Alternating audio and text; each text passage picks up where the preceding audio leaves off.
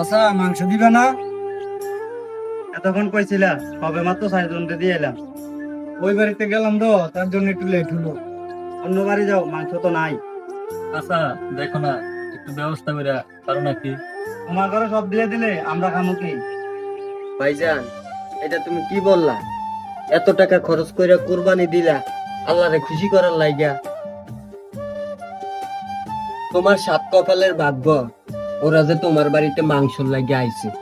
বেশি বক বকাইস না, ওরা সব দিয়ে দিলে আমরা খামো কি? ভাইজান, তুমি জানো না এক মন দুধের ভিতরে এক ফোঁটা চনা পড়লে যে দুধটা নষ্ট হইয়া যায়?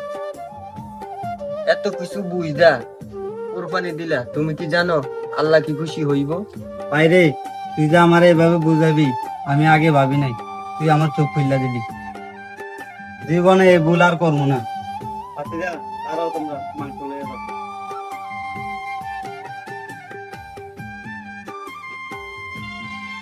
বাবা, ঠিক আছে।